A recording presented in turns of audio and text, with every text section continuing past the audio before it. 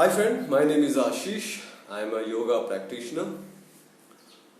तो काम की बात में हम बात करते हैं अटैचमेंट, राग।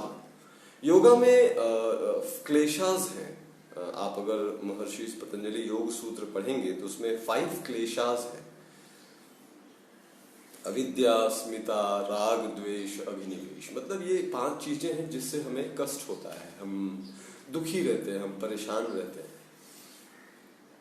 लेकिन ये पांचों चीज आपके बॉडी से जाता नहीं है, ये आपके बॉडी का एक पार्ट है। और जो भी चीज आपके अंदर अच्छाई और बुराई है, वो उन चीजों को आप कैसे इस्तेमाल करते हो या अपने लाइफ में उन चीजों को यूज करते हो जिससे आप आगे बढ़ सको। तो आप किसी चीज को हटा नहीं सकते हो। लोग कहते हैं कि नहीं, नेगेटिव चीज मुझे नहीं चाहिए, तो अच्छी बात है, आपको नहीं चाहिए तो अच्छी बात है। लेकिन अगर है तो उसको मैं कैसे यूज करूं या फिर ऐसा क्या चीज करूं जिससे वो चीज आपको बॉदर ना करे और वो चीज आपको नुकसान ना करे।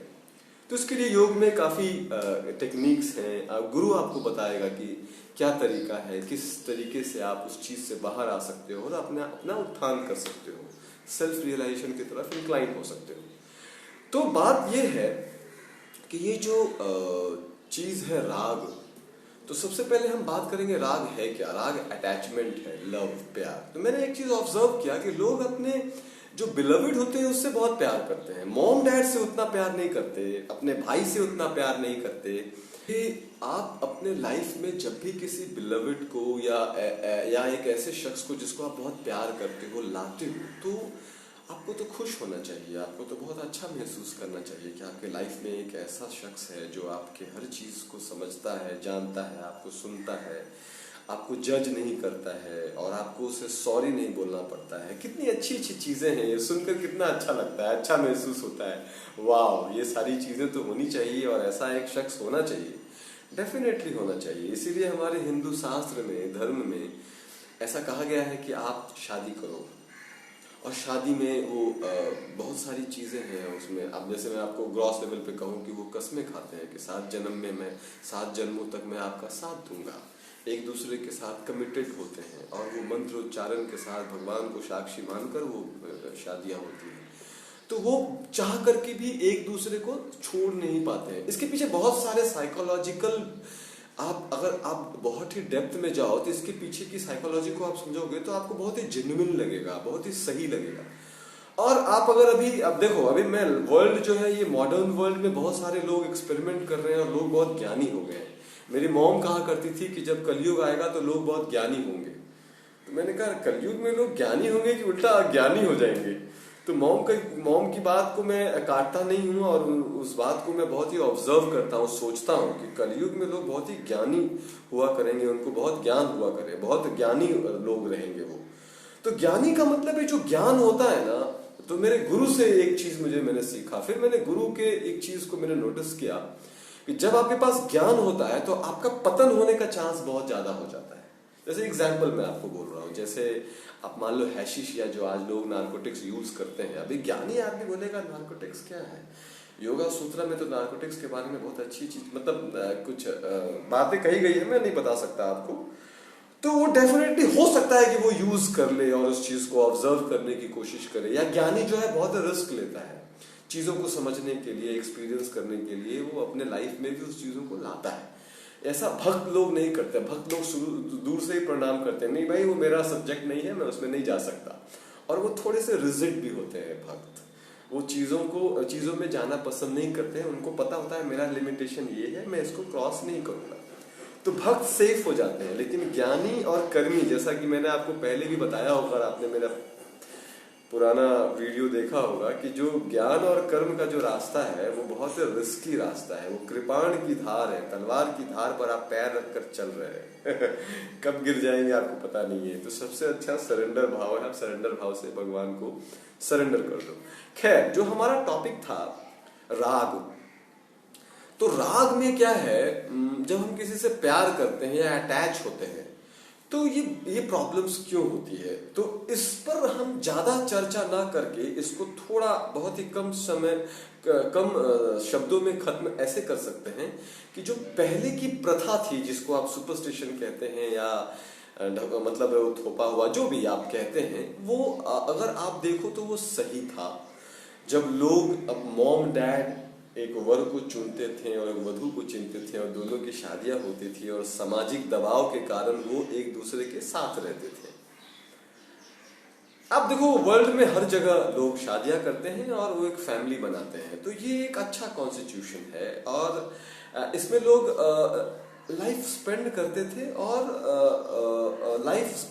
थे और ये चीज जो प्रैक्टिकली लोग इसको प्रैक्टिकली लोगों ने किया है, ये चीज प्रूव्ड है।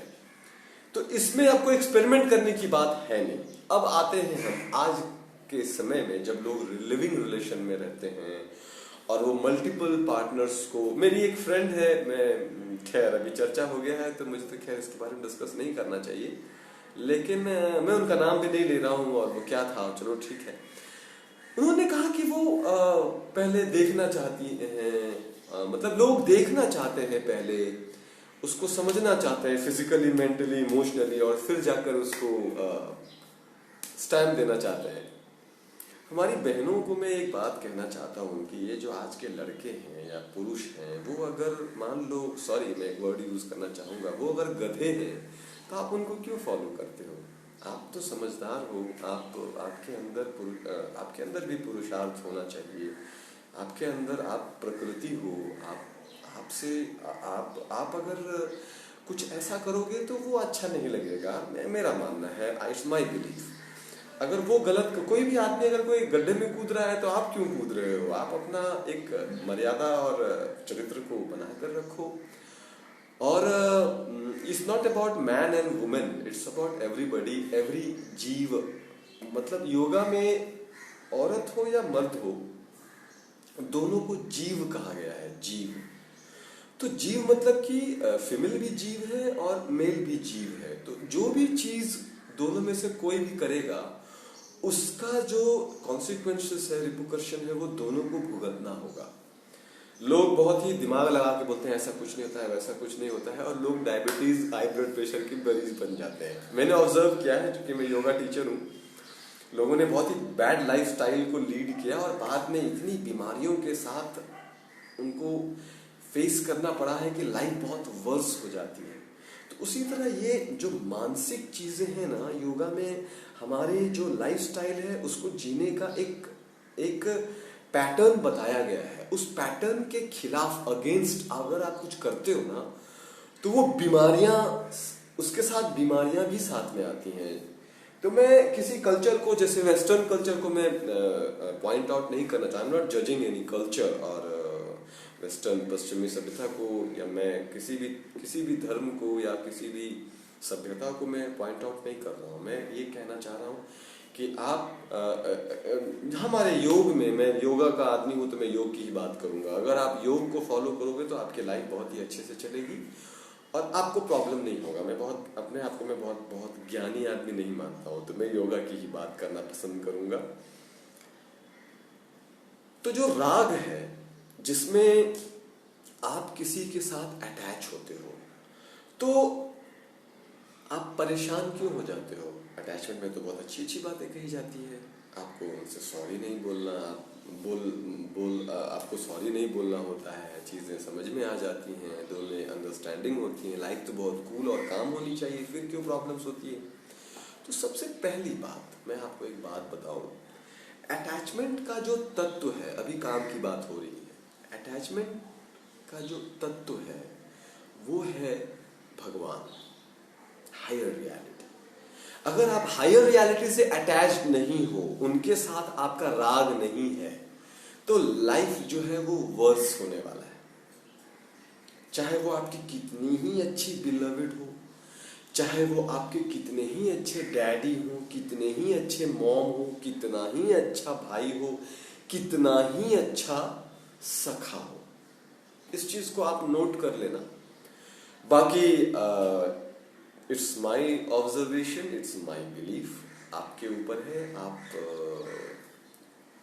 आप ज्ञानी आदमी हो, तो अगर आपका अटैचमेंट किसी जीव से हो गया, किसी भी ऐसे तत्व से हुआ जो, अब आप बोलोगे जीव भी ब्रह्म है, ऐसा नहीं होता है। ब्रह्म ब्रह्म होता है, जीव जीव होता है।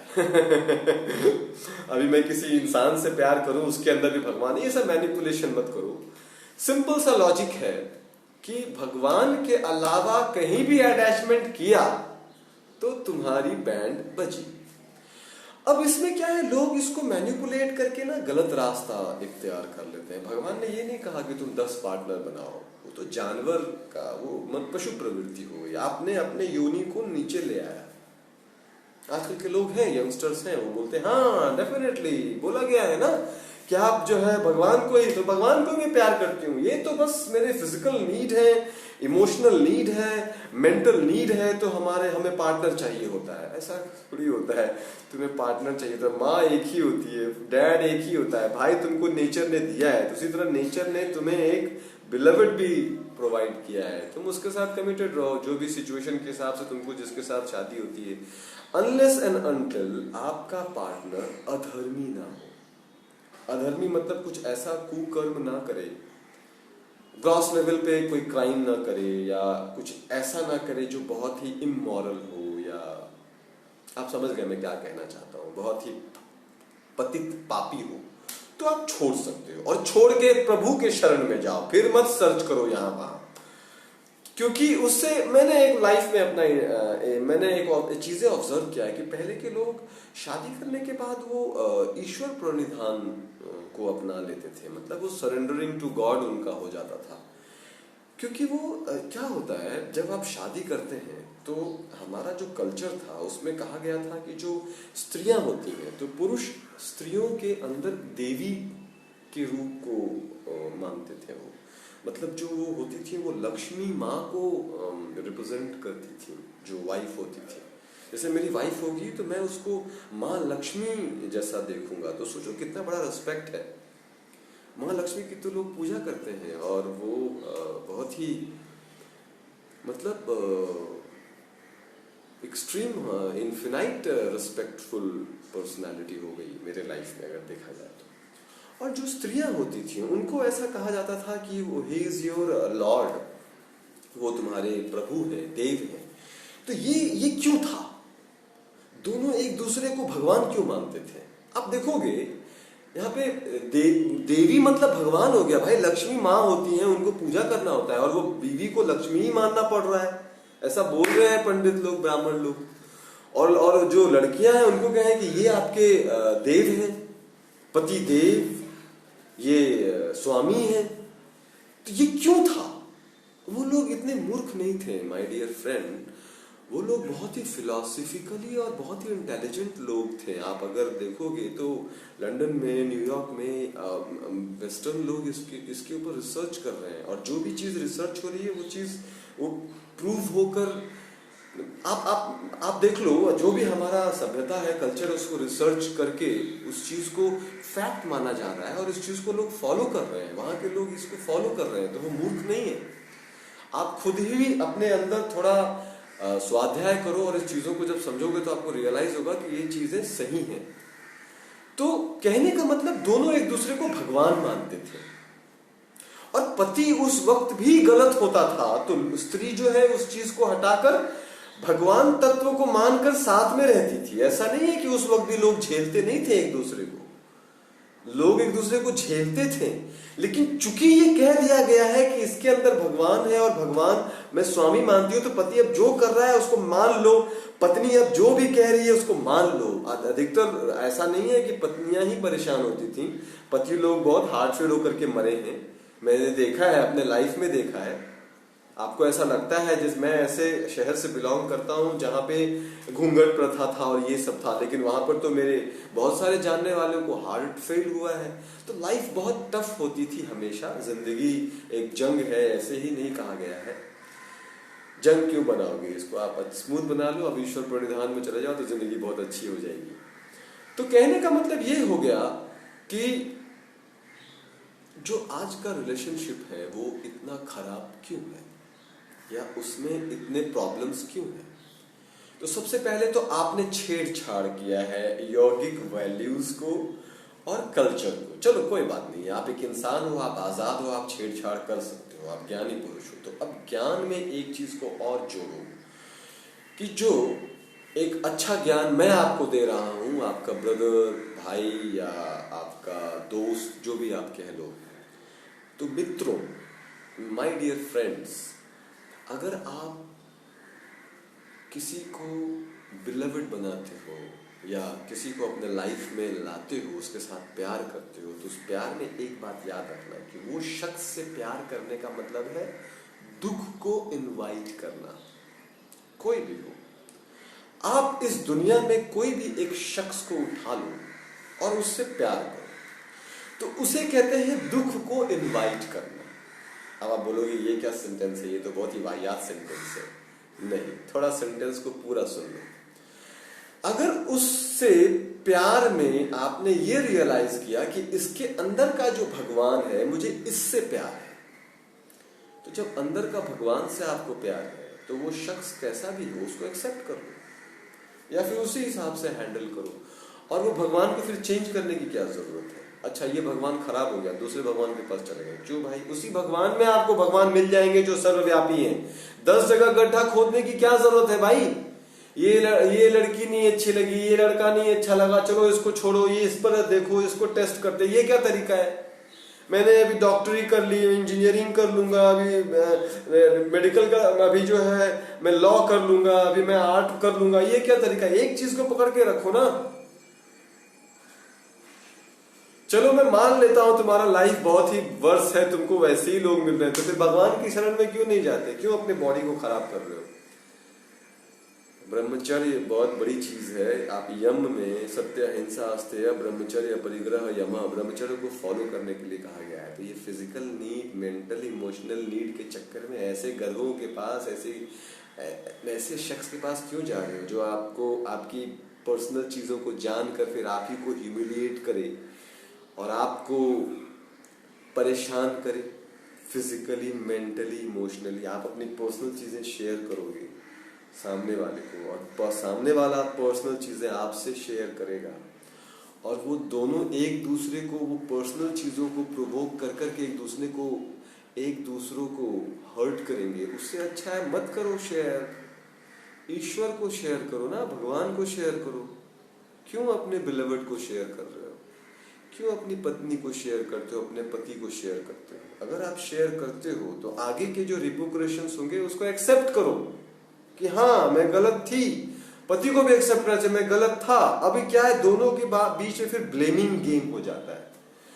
तो फिर मत करो, आप भगवान को सरेंडर कर दो। दोनों एक दूसरे को मान लेंगे कि हाँ ये भगवान को सरेंडर किया, भगवान को सरेंडर किया, रेस्पेक्ट आ जाएगा दोनों के बीच।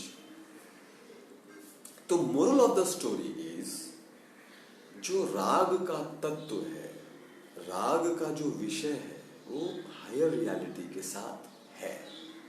मतलब जो प्यार होना चाहिए वो भगवान से ही होना चाहिए। ये हुआ इसका निचोड़। आई थिंक मैंने बहुत देर इस पर चर्चा कर ली, तो आप समझ गए मैं क्या बोलना चाह रहा हूं और क्या बोलने का मेरा मकसद था। वो ये था कि प्यार, अटैचमेंट या जो भी आपके अंदर की चीजें हैं, जो इमोशनली आप किसी के साथ इंक्लाइंड हो जाते हो, अटैच्ड हो जाते हो, प्यार हो जाता है या फिर आप जुड़ जाते हो, वो आप भगवान के साथ करो। किसी भी पर्सन, प्लेस और थिंग के साथ मत करो। यहाँ 2 चीज और जोड़ दिया मैंने, प्लेस और थिंग भी। और किसी जगह से बहुत प्यार है, किसी वस्तु से बहुत प्यार है, नहीं। प्यार का तत्व सिर्फ ईश्वर है। आई होप आपको ये मेरा सुझाव अच्छा लगा होगा। लेकिन मैं हमेशा सीखता हूँ। अगर आप इस बीच आपको लगे कि आप कुछ मुझे सजेशन दे सको, बता सको, तो प्लीज बताओ प्यारे मित्रों।